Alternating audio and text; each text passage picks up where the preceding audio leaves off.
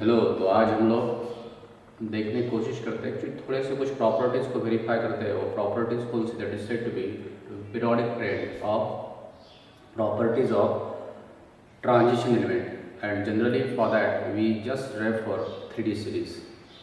इसके पहले मैंने आपको जो बताया था उसको आपने बहुत अच्छे से एक बार रिवाइज किया होगा, इससे उम्मीद करता हूँ। तो उसके लिए क्या क्या करना था, एक बार आपको डेफिनेशन के बाद ऑकरेंस के बाद पोजीशन के बाद अपने इलेक्ट्रॉनिक कॉन्फ़िगरेशन लिखे, नहीं लिखे तो पहले उसको कंप्लीट करवाए। और एलिमेंट जो मैंने आपको बताया था, जितने सारे सीरीज़ के एलिमेंट्स है उसको याद करें। है याद आपके पूरे एलिमेंट? हाँ है तो फिर आगे, नहीं तो पहले उसको कंटिन्यू करो फिर आगे कंटिन्यू करो। उसके बाद आप बोलोगे सर जनरली अभी हम लोग प्रॉपर्टीज़ को देखने जा रहे हैं। फटाफट to the properties of generally trend of in properties and for that we have 4 series, 3D series, 4D series, 5D series, 6D series. हम लोग इनमें से एक सीरीज़ के बारे में बात कर रहे हैं। वो कौन सीरीज़? 3D सीरीज़ को रेफर करके जो प्रॉपर्टीज़ को है वेरीफाई करने की कोशिश करते हैं।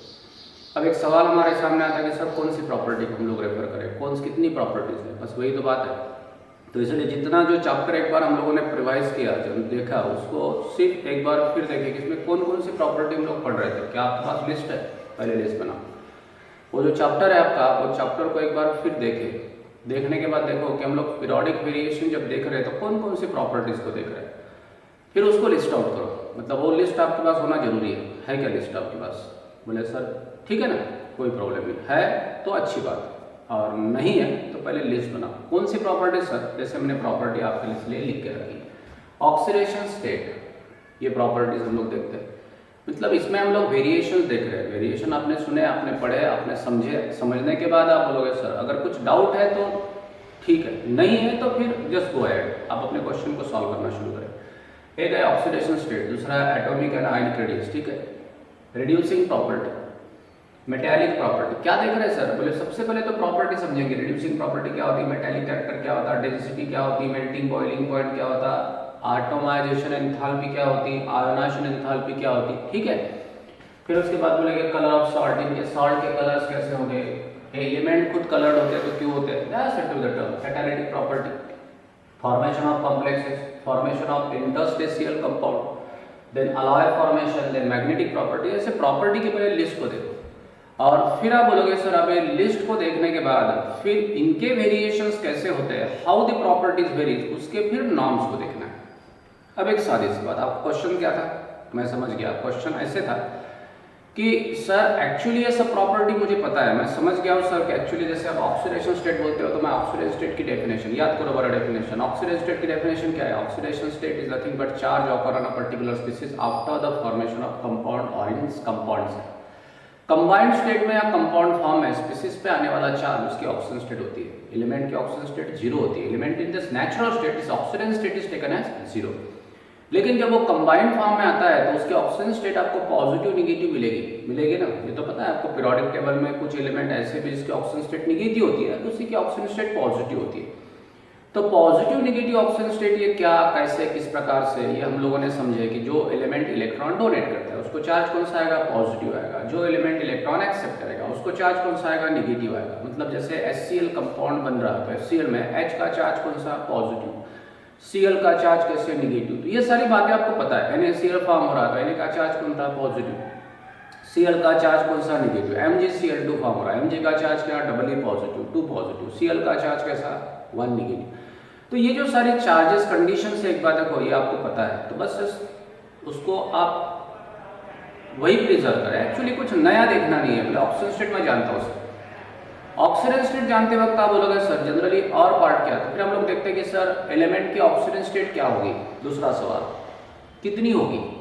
ऑक्सीजन स्टेट क्या होती है तो मैं समझ गया sir, but oxygen state varies in D block element. D block element में एलिमेंट की ऑक्सीजन स्टेट वेरी होती है। ये प्रॉपर्टी आपने याद करना है। वेरी क्यों होती है, ये सारी बात अगर कंसिडर करोगे तो फिर हम लोग बोलेंगे that is oxidation state depends on what? Number of electrons in S and number of unpaired electron in D।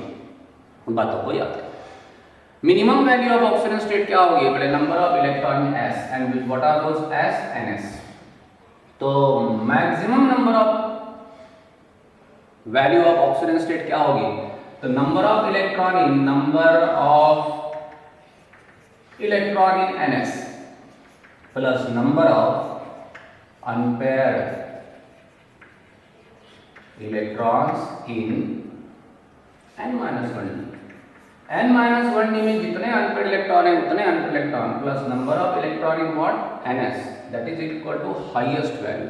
तो मिनिमम वैल्यू आपको क्या मिलेगी, this is maximum value, maximum value of oxidation state, number of electron in ns, number of unpaired electron in n-1d।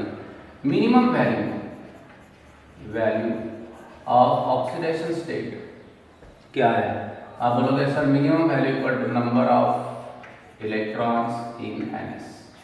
आप बोलोगे sir चलो ये तो मैंने समझ लिया सर, लेकिन क्या कभी निकाल के देखा है? चलो ठीक है, आप बोलोगे सर आयरन की मिनिमम वैल्यू कौन सी और मैक्सिमम वैल्यू, लोगों ने इसके पहले देखे हैं, पढ़े हैं एक्चुअली। अभी मिनिमम वैल्यू Fe की क्या होगी और मैक्सिमम वैल्यू Fe की क्या होगी ये देखना है, तो फिर एक बार जस्ट रिवाइज करें। सर मुझे आता है, बहुत अच्छी बात है, आना जरूरी है, मैं भूल गया सा ऐसे लगता है सर, तो एक काम करना ना, ऑक्सीडेशन स्टेट क्या है याद करो। लगता है कि एक्चुअली हम लोग भूल गए, लेकिन भूले नहीं रहते, कहीं कोने में वो कहीं ना कहीं जमा होकर रहेगा एक बार, तो उसको थोड़ा सा याद करके देखो, एक बार याद आना शुरू हो गया ना तो याद आ जाएगा। जैसे कि for example minimum value of oxidation state, तो आप बोलोगे number of electron in ns, फिर आप बोलोगे Fe के लिए निकाल के लिखते ना, Fe का एटॉमिक नंबर 26 इलेक्ट्रॉन लिखना जरूरी रहेगा, 1s2 2s2 2p6 3s2 3p6 4s2 and then 3d6। फिर आप बोलोगे sir 1s2 first shell, second 2s2 2p6 second shell, 3s2 3p6 3d6, ठीक है, एंड 4s2, ठीक है। आप बोलोगे sir number of electron in ns, ये 4s ns, number of electron कितने है, तो आप बोलोगे सर 2 इलेक्ट्रॉन है सर, तो मिनिमम वैल्यू कितनी होगी, 2 होगी। अब मैक्सिमम वैल्यू क्या होगी, तो आप बोलोगे sir number of unpaired in d में कितने इलेक्ट्रॉन है, 6, अनपेयर्ड कितने रहेंगे, 6 रहेंगे क्या, नहीं। फिर डिस्ट्रीब्यूशन कैसे करोगे, हंस रूल के अनुसार, कितने हो गए अनपेयर्ड इलेक्ट्रॉन, 4 ये अनपेयर्ड इलेक्ट्रॉन प्लस 2 मतलब 2 प्लस अनपेयर्ड 4 इक्वल टू 6, ठीक है ना। मिनिमम वैल्यू कौन सी होगी, मैक्सिमम वैल्यू कितनी होगी, वैल्यूज कौन सी होगी, वैल्यूज होगी 2 3 4 5 6, ये वैल्यूज होगी। जनरली आप बोलोगे कितनी वैल्यू होगी, 1 2 3 4 5, 5 वैल्यू होगी। तो देखो क्वेश्चन कैसे पूछेगा, minimum value of oxidation state plus highest value of oxidation state plus 6, number of values 1 2 3 4 5, ये 5 वैल्यूज है, समझ रहे ना। अब आप बोलोगे नंबर ऑफ अनपेयर्ड इलेक्ट्रॉन कितने, जब आप अनपेयर्ड इलेक्ट्रॉन ऑक्सीडेशन स्टेट निकालने जाओगे तो अनपेयर्ड इलेक्ट्रॉन निकालना पड़ेगा, अनपेयर्ड इलेक्ट्रॉन निकालने जाओगे तो कॉन्फ़िगरेशन लिखना पड़ेगा, कॉन्फ़िगरेशन लिखने के बाद हंस रूल पता होना चाहिए। ये सारी बातें अगर आपके साथ एक के साथ एक लिंक में लाइन में खड़ी है ना एक बार देखो, तो फिर आपको कोई तकलीफ नहीं, तो आप इनको याद करो। अदरवाइज आप सुन लेते हो कि ऑक्सीडेशन स्टेट मिनिमम वैल्यू कितनी होती है, तो बोलेंगे sir number of electron in ns, लेकिन number of electron in ns हम लोग निकालते हैं। मैक्सिमम वैल्यू क्या होती है, तो number of electron in ns plus number of unpaired electron in n-1d। आप इतना सुन लेते हो, लेकिन निकालने को जाएगा जाओ, लेकिन पेपर में सवाल वैसे नहीं आएगा, बोलेगा निकल में मिनिमम वैल्यू क्या होगी, हाईएस्ट वैल्यू क्या होगी, समझ रहे ना। उसके बाद उसकी टोटल वैल्यूज कितनी होगी, जब निकालने की बात होगी तो उसका एटॉमिक नंबर तो याद करो, इलेक्ट्रॉनिक कॉन्फ़िगरेशन तो लिखो, इलेक्ट्रॉनिक कॉन्फ़िगरेशन के बाद अनपेयर्ड इलेक्ट्रॉन तो देखो, और फिर सब दुनिया खड़ी हो जाएगी आपके सामने, पूरी प्रॉपर्टीज आपके सामने आ जाएगी। फिर किसी ने बोला कि मिनिमम वैल्यू आपको +2 दिखती है, +3 उसके बाद आपकी स्टेट दिखती है, तो एक्स्ट्रा स्टेबल स्टेट कौन सी, बिल्कुल सही बात है, एक्स्ट्रा स्टेबल स्टेट कौन सी, स्टेबल स्टेट कौन सी, तो स्टेबल स्टेट के लिए फिर कॉन्फ़िगरेशन को देखो कि सर ये +2 ऑक्सीडेशन स्टेट है ना, 2 ऑक्सीडेशन स्टेट में होने वाला क्या है, s के इलेक्ट्रॉन 0 हो जाएंगे, s के इलेक्ट्रॉन 0 हो गए मतलब 3d6 होगा और 4s 0 होगा। लेकिन जब +3 ऑक्सीडेशन स्टेट, तो +2 ऑक्सीडेशन स्टेट में क्या होगा, 3d6 और 4s 0। किसने बोला सर आप इन दोनों को क्यों लिख रहे हैं, तो मैं बोलता हूँ बाकी जो भी कुछ लोग हैं वो सभी लोग कंप्लीटली फील्ड है। जैसे कि आप इसका कंडेंस कॉन्फ़िगरेशन लिखे तो क्या करोगे, कंडेंस याद है ना, AR याद है, कॉन्फ़िगरेशन का AR is what, that is called as 3d6 and 4s0, ठीक है, ये भी याद करना। आप बोलोगे sir what is that, Fe के 2 पॉजिटिव स्टेट में ऐसे कॉन्फ़िगरेशन रहेगा, तो 3 पॉजिटिव स्टेट में क्या होगा, दिखता नहीं है, ठीक है, लिखे अपनी कॉपी साथ में रखे, उसमें आप देखते रहे एक बार देखो 3d5 एंड 4s0, समझता क्या Fe ने 3 इलेक्ट्रॉन लॉस किया, मतलब एक दो S से लॉस किया और एक D से लॉस किया। D से एक इलेक्ट्रॉन लॉस हुआ तो 3d5 और 4s0, ये होगा Fe3 पॉजिटिव और ये है Fe2 पॉजिटिव। बोलो कॉन्फ़िगरेशन के अनुसार स्टेबल कौन सा? ये स्टेबल है। तो इन तरीके से आप बोलोगे सर ऑक्सीडेशन स्टेट को भी आप समझने की कोशिश करो, तो इन सभी तरीके के बहुत सारे पॉइंट्स हैं। क्या प्रॉब्लम क्या है? ऑक्सीडेशन स्टेट हाईएस्ट वैल्यू कौन सी, स्टेबल वैल्यू कौन सी, अनस्टेबल वैल्यू कौन सी, मिनिमम वैल्यू कौन सी, मैक्सिमम वैल्यू कौन सी, जरूरी क्या है? इलेक्ट्रॉनिक कॉन्फ़िगरेशन, फिर लिखो कॉन्फ़िगरेशन और फिर क्वेश्चन को पढ़ते रहो। पढ़ने के बाद फिर अगर आप बोलोगे सर क्वेश्चन को पढ़ने के बाद जो डाउट्स आपके सामने आते हैं उस डाउट्स को देखो, फिर आपको पता चलेगा कि what about the value of oxygen state. तो ये ऐसे हमारा ऑक्सीजन स्टेट का पॉइंट है। फिर हमारे पास कॉपर है, क्रोमियम है, इस प्रकार के कुछ एलिमेंट्स है। अब इस कॉपर क्रोमियम के बारे में बात करो तो कॉपर का कॉन्फ़िगरेशन क्या लिखते हैं? एटॉमिक नंबर 29, तो क्रोमियम 24, फिर कॉन्फ़िगरेशन लिखो कॉन्फ़िगरेशन क्या लिखोगे? 1s2 लिखा, 1s2, 2s2, 2p6, 3s2, 3p6, 4s2 and then 3d chromium what 4 लिखा कॉन्फ़िगरेशन। क्या लिखना चाहिए था मैंने? 4s1 3d5। क्यों लिखना चाहिए था? Extra stable configuration. ये कॉन्फ़िगरेशन कंडेंस फॉर्म में कैसे लिखना चाहिए था? Ar 3d5 4s1, ठीक है। फिर इसकी मिनिमम वैल्यू ऑक्सीजन स्टेट की क्या होगी? +1 number of electron mass. Maximum value कितनी होगी? +1 plus unpaired electron in D में कितने इलेक्ट्रॉन है? 5 ना, 5 डी में इलेक्ट्रॉन है, इसका मतलब अनपेड कितने? 5। अनपेड अगर 5 है तो आप बोलोगे सर व्हाट इज दैट? 5 समझते हैं ना डी में, लिखो हंड्स रूल यूज करो, 1 2 3 4 5 1 2 3 4 5। 5 अनपेड प्लस 1 मतलब एक बार देखो 1 + 5 = 6 हो गया। पक्का है? चलो अच्छी बात है। That is 6 is the value of oxidation state. फिर आप बोलोगे सर क्या +1 स्टेबल स्टेट रहेगी? चलो अच्छी बात है, +1 स्टेबल स्टेट रहेगी क्या? ये जानने के लिए आप कॉन्फ़िगरेशन ये यूज करोगे। फिर आप बोलोगे सर कॉन्फ़िगरेशन बनेगा Ar 3d5 4s0, हाँ S is completely filled, D is half filled, all they are completely filled. Indicate what? Cr1 positive is stable configuration. Cr1 positive के बाद अगर किसी ने पूछा कि और कौन सी स्टेट स्टेबल होगी, आप बोलोगे सर +1 और +5 मतलब +6 उसकी हाईएस्ट होगी। +1 +2 +3 +4 +5 +6 इस प्रकार की वैल्यूज होगी इसकी ऑक्सीडेशन स्टेट की। चलो ठीक है। अब आप बोलोगे सर और एक स्टेबल स्टेट कौन सी? +6 में क्या होगा? 3d 0 4s 0। करो ये कॉन्फ़िगरेशन, देखो सब जमेगा आपको, कोई प्रॉब्लम नहीं, उम्मीद है कर सकते हो आप। सिर्फ इतना है कि आपको एक पूरे कॉन्फिडेंस से काम करना पड़ेगा, लगे रहना पड़ेगा और देखो क्वेश्चन कैसे आते हैं, बस उसको ही तो सॉल्व करना है। इसके पहले मैं अप्रिशिएट करूँ आपको कि आपने क्वेश्चन के आंसर सही निकाले थे। जिन लोगों ने नहीं निकाले थे वो आज भी वो पुराने क्वेश्चन को सॉल्व करें। कुछ लोग हैं कि अभी भी एक बार को सर करेंगे ना सर एक बार को, तो फिर पीछे मत रहो, कर सकते हो। और जो क्वेश्चन नहीं आए मेरे को बताओ ना, मैं बता दूं आपको क्या प्रॉब्लम है। तो ये ठीक है। कॉपर के ऑक्सीजन स्टेट क्या लिखोगे? तो आप बोलोगे कॉपर के ऑक्सीजन स्टेट को अगर लिखो तो कॉपर का electronic configuration Ar 3d10 4s1। Copper की ऑक्सीजन स्टेट +1 होती है, कॉपर की ऑक्सीजन स्टेट +2 भी होती है। दो ऑक्सीजन स्टेट है कॉपर की। इसमें स्टेबल ऑक्सीजन स्टेट आप बोलोगे सर जिस कॉन्फ़िगरेशन के अनुसार अगर लिखाया जाए तो आप बोलोगे कॉपर का +1 स्टेबल।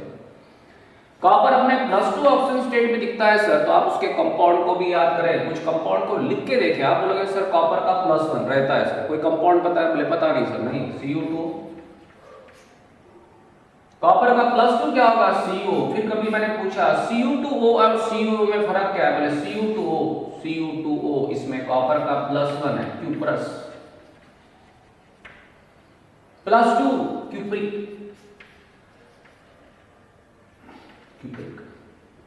Fe2 पॉजिटिव, फेरिक बोलोगे क्या सर? नहीं, ferrous. Fe3 positive, ferric. Sir कभी Fe ऐसे लिखा जाता क्या होता सर? हाँ वही 2 +2 state, Fe +3 state, Roman digit आप यूज करोगे। जैसे कि Cu+1 Cu2 याद करेंगे हो जाएगा पूरा, कोई प्रॉब्लम नहीं, सब जमता है। लेकिन एक कंडीशन है, को कैसे याद करें सर? तो इसमें एक्चुअली आपको ऑक्सीजन स्टेट का जो पॉइंट देख रहे हैं उसमें इतना सारा याद कैसे करना, देखो ना एक्चुअली कभी नहीं पढ़ा ना एक्चुअली, और आपने कुछ क्वेश्चन भी सॉल्व नहीं किए।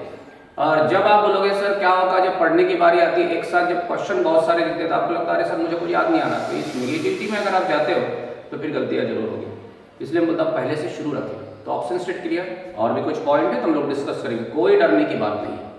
चलो फिर आप बोलोगे सर नेक्स्ट पॉइंट है एटॉमिक एंड आयनिक रेडियस। हम लोग थोड़ा एक बार प्रॉपर्टी को याद करते हैं। Atomic and ionic radius, atomic size of atom depends on atomic radius. Atomic radius distance between centre of nucleus to the last orbit. Ionic radius distance between centre of nucleus to the last boundary orbit. Generally आप बोलोगे sir last orbit तक जो distance हम लोग गिनोगे वो है atomic ionic radius. मतलब एटॉमिक साइज को डिटरमाइन करना हो तो रेडियस इज मस्ट, रेडियस लगेगी। तो एटॉमिक रेडियस, फिर reducing property, reducing property of element. Reducing property क्या होती है? Reducing property the element which are said to be the element which having high reducing property, मतलब they may having the tendency to undergoing oxidation, they themselves undergoing oxidation and reduces another are said to be a reducing agent may having highest reducing property। फिर आप बोलोगे sir reducing property क्या होगा? तो reducing agent को समझो ना। Reducing agent क्या होता है? Reducing agents are those agent which having the tendency to reduces another, themselves undergoing oxidation। फिर ऑक्सीडेशन क्या होता है उसको याद करो ना। What is oxidation? याद है ऑक्सीडेशन? Gain of oxygen. जो species C+O converted to CO, क्या हुआ? कार्बन का ऑक्सीडेशन। जनरली आप बोलोगे sir gaining of oxygen. During the process loss of hydrogen is what? Oxidation.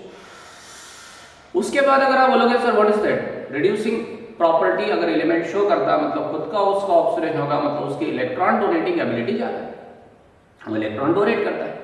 Electron donate करता है उसका मतलब आप बोलोगे सर उसका चार्ज क्या होगा? पॉजिटिव चार्ज इंक्रीज की डिक्रीज? इंक्रीज होगा। ये आपके ट्रांजिशन एलिमेंट है, ये डी ब्लॉक एलिमेंट है, एस ब्लॉक पी ब्लॉक के बीच में है। इनकी प्रॉपर्टी एस और पी के बीच में आती है। दे में just shows the property in between. ठीक है, ये मेटल्स है, तो ये मेटल्स अगर है जिगजैग लाइन के लेफ्ट साइड में, सब जानते हो ना, पीरियोडिक टेबल साथ में रखो, जिगजैग लाइन के लेफ्ट साइड में ये लोग। अगर जिगजैग साइड लाइन के लेफ्ट हैंड साइड में नहीं तो राइट हैंड साइड में कि लेफ्ट हैंड साइड में? लेफ्ट हैंड साइड में। लेफ्ट हैंड साइड वाले मेटल होते हैं, इसका मतलब इसकी ऑक्सीडेशन स्टेट क्या होगी? पॉजिटिव की नेगेटिव? पॉजिटिव। इसका मतलब जनरली जब ये एलिमेंट इलेक्ट्रॉन डोनेट करेगी कि एक्सेप्ट करेगी, इतना पहले बता दो। डोनेट करेगी। जब डोनेट करेगा तो चार्ज पॉजिटिव आएगा कि नेगेटिव आएगा? पॉजिटिव चार्ज आएगा। चार्ज इंक्रीज होगा कि डिक्रीज होगा? इंक्रीज होगा। इनका चार्ज जब इंक्रीज होगा, एलिमेंटल स्टेट से उसका चार्ज जब बढ़ता है, तो ये कौन से एजेंट है? रिड्यूसिंग एजेंट है, दे अंडरगोइंग ऑक्सीडेशन। सादी बात को बोले आपने क्या बताया, इतना याद ही नहीं सर मुझे। सुनो एक बार, ये रिड्यूसिंग एजेंट है, ये दूसरे को रिड्यूस कर सकता है। इसका मतलब इसका खुद का ऑक्सीडेशन हो सकता है, मतलब ये लोग इलेक्ट्रॉन डोनेट कर सकते हैं, मतलब इनका चार्ज बढ़ सकता है। चार्ज बढ़ सकता मतलब ये मेटालिक प्रॉपर्टी दिखाने वाले एलिमेंट्स है। तो ये एक एक प्रॉपर्टी को याद करने की कोशिश करो, सभी एक दूसरे के साथ जुड़ी हुई, कंफ्यूज ना हो। इन प्रॉपर्टी के मीनिंग समझ लिया ना, तब समझ जाओगे कि रिड्यूसिंग प्रॉपर्टी मुझे पढ़नी है। ठीक है, फिर आप बोलोगे सर रिड्यूसिंग प्रॉपर्टी अगर समझ गए कि ये रिड्यूस कर सकते हैं, दूसरे को रिड्यूस कर सकते हैं, मतलब इनका ऑक्सीडेशन हो सकता है, मतलब ये इलेक्ट्रॉन को लॉस कर सकते हैं। तो जो एलिमेंट इलेक्ट्रॉन को लॉस कर सकते हैं वो मेटल्स हो सकते हैं। ये तो पहले पता है आपको। What are metals? Metals are those element which having the tendency to donate electron and acquire a charge positive, they are said to be metal. फिर आपको मेटल के बारे में तो पता है ना, रिड्यूसिंग एजेंट। आप बोलोगे sir these are the elements are said to be metals because they are the best reducing agent. हाँ, अब ऐसे कैसे होता सर? रिड्यूसिंग एजेंट है इसलिए मेटालिक प्रॉपर्टी बोला। रिड्यूसिंग एजेंट है इसका मतलब वो खुद ऑक्सीडाइज होगा, खुद का होगा ऑक्सीडेशन, मतलब इलेक्ट्रॉन लॉस करेंगे। इलेक्ट्रॉन अगर लॉस करते हैं तो जो एलिमेंट इलेक्ट्रॉन लॉस करते हैं वो मेटल है, मतलब दे में शोज मेटालिक प्रॉपर्टी। गलत तो नहीं है ना? Dependent property. इसी का अगर आपको डर लगता है एक बात को एक्सप्लेन करने में तो कोई दिक्कत नहीं, पहले प्रॉपर्टी को समझो। तो मेटालिक प्रॉपर्टीज क्या है देखेंगे। Density, metals having high density, तो जनरली हम लोग डेंसिटी के बारे में एक स्टेटमेंट लिखे इन लोगों का, तो आप बोलोगे दे में having the elements which having high density, general density as we compare the element of P block and S block. तो पी ब्लॉक से इनकी डेंसिटी कैसी है और एस ब्लॉक से इनकी डेंसिटी क्या, इनको अगर कंसीडर करो तो in general what we can say they में having the moderate value of density, what we can say melting and boiling point. Metals है, मेटल्स का मेल्टिंग बॉइलिंग पॉइंट क्या ज्यादा है। लेकिन पहले पॉइंट को याद करना कि what is melting point, what is boiling point. वैसे आपको पता है मेल्टिंग बॉइलिंग पॉइंट क्या है, ये अगर आप समझ गए तो फिर आप बोलोगे मेल्टिंग पॉइंट में क्या होता है। मटेरियल मेल्ट होता है। मेल्ट होना मतलब क्या होता है? तो आप बोलोगे मुझे पता है sir, that is said to be melting point में मटेरियल मेल्ट होगा, मतलब जनरली उसकी सॉलिड स्टेट लिक्विड स्टेट में कन्वर्ट होगी। चलो ठीक है, इसका मतलब इंटर पार्टिकुलर डिस्टेंस क्या होगा? कम हो जाएगा कि बढ़ेगा? डिस्टेंस बढ़ेगा। डिस्टेंस बढ़ेगा तो फोर्स क्या होगा? कम हो जाएगा। इसका मतलब आप बोलोगे सर जिसमें फोर्स बहुत ज्यादा है उसका मेल्टिंग पॉइंट क्या होगा? ज्यादा होगा। तो ये फोर्स जानने के लिए उसकी मेटालिक बॉन्ड स्ट्रेंथ को जानना पड़ेगा, क्योंकि इन मेटल्स में बॉन्ड कौन सा होता है? Metallic bond. अब मैंने मेटालिक बॉन्ड बोला ना, तो मेटालिक बॉन्ड की डेफिनेशन को याद करो। What is the meaning metallic? क्या होता ना, हमारे टर्म्स ही क्लियर नहीं है, तो फिर क्या होता है? What is melting point? Melting and boiling point is more. तो पहले याद करो व्हाट इज मेल्टिंग पॉइंट, क्या होती है सर मेल्टिंग पॉइंट? फिर मेल्टिंग पॉइंट में होता क्या है? बोले temperature at which material melt होता, मतलब क्या होता है? बोले सॉलिड लिक्विफाई होता है, फ्यूज होता है ना। डिस्टेंस क्या होता है? बोले बढ़ जाता है। डिस्टेंस बढ़ना मतलब जो फोर्स है वो कम होना। अब फोर्स को कम करवाना है, पार्टिकल को एक्टिवेट करवाना है, तो we how to supply the amount of energy. तो जिनमें फोर्स ऑलरेडी बहुत ज्यादा है उसका मेल्टिंग बॉइलिंग पॉइंट क्या रहेगा? ज्यादा रहेगा कि कम रहेगा? ज्यादा रहेगा ना। तो सीधी सीधी बात है। अब इन बातों को बहुत ज्यादा गौर करें तो पता चलेगा। Melting boiling point, atomization enthalpy, amount of energy required to associate the particle. Actually आप एटमाइजेशन एंथैल्पी में आप बोलोगे amount of energy required to convert the material into its atom, ये बात ठीक है। लेकिन आप बोलोगे sir association of atom to form a molecule, that is also called as atomization enthalpy. Ionization enthalpy, amount of energy required to remove the electron from the outer orbit and gets converted into ion. That enthalpy is called as ionization enthalpy. Ionization enthalpy is the amount of energy required to remove the electron from the outer orbit and gets converted to. याद है ना सभी point? पूरी property को एक बार workout करेंगे। ये property मुझे क्या देखने मिलेगा, और फिर रिलेटेड पॉइंट को आप याद करो, सब याद होगा। ठीक है, चलो। तो ionization enthalpy is the amount of energy required to remove the electron from, और एंथैल्पी चेंज थर्मोडायनेमिक्स की भाषा में क्या बोलोगे? Enthalpy change to remove the electron from the outer orbit of gaseous atom to gets converted into its ion is called as ionization enthalpy. Colour, it depends on what is colour. क्यों colour दिखता है? Colour के वजह क्या है? Generally light एक incident, white light incident करते हैं तो वो कलरफुल मटेरियल कलरफुल दिखता है। लाइट इंसिडेंट व्हाइट था लेकिन रिफ्लेक्टेड लाइट अलग कलर का था, इसका मतलब देयर में भी एब्जॉर्प्शन। फिर एब्जॉर्प्शन किस काम के लिए? तो डीडी एक्साइटेशन वाली बात होती है, वो कलर के लिए हम लोग कंसीडर करेंगे। फिर catalytic property, they are catalyst. क्यों कैटालिस्ट है? फिर formation of complexes, formation of interspatial compound. तो फॉर्मेशन ऑफ कॉम्प्लेक्स मतलब कौन से कॉम्प्लेक्स है? फॉर्मेशन ऑफ इंटरस्पेशियल कंपाउंड मतलब क्या होते हैं इंटरस्पेशियल कंपाउंड? पहले एक एक पॉइंट इसी को याद करना, पहले ये सब पता है तो फिर आगे चलते हैं। फॉर्मेशन ऑफ अलॉय, तो अलॉय मतलब क्या होता है और ये लोग अलॉय क्यों फॉर्म करते हैं?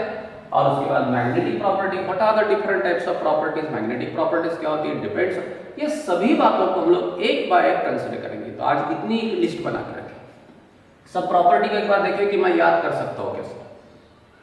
देखना एक बार मेटालिक प्रॉपर्टी क्या होती है, डेंसिटी क्या होती है, मैं जानता हूँ कैसे। मेटालिक मेल्टिंग बॉइलिंग पॉइंट क्या होता है, ऑटोमाइजेशन एंथैल्पी क्या होती है, आयनाइजेशन एंथैल्पी क्या होती है। ठीक है ना, इतना याद करें। आप बोलोगे सर आयनाइजेशन एंथैल्पी को मैंने समझ लिया सर। आयनाइजेशन एंथैल्पी के बाद आप बोलोगे कलर के बारे में मैं जान सकता हूँ सर। उसके बाद मैंने कैटालिटिक प्रॉपर्टी के बारे में थोड़ा बहुत तो समझ लिया सर। कैटालिस्ट क्या होते हैं, क्या करते हैं कैटालिस्ट, कौन कौन से प्रकार कैटालिस्ट हो गए। प्री चैप्टर में कि कैटालिस्ट को पढ़ाया तो कैटालिस्ट का क्या रोल है? बोले सर दे में इंक्रीज द एक्टिवेशन एनर्जी कि डिक्रीज द एक्टिवेशन एनर्जी। बोले decrease the activation energy. Activation energy क्या होती है? क्लियर करो ना पॉइंट। और जब ये पॉइंट एक साथ आपके साथ आ जाएगा ना तो होगा। टेंशन स्ट्रेस लेने से काम नहीं होता है।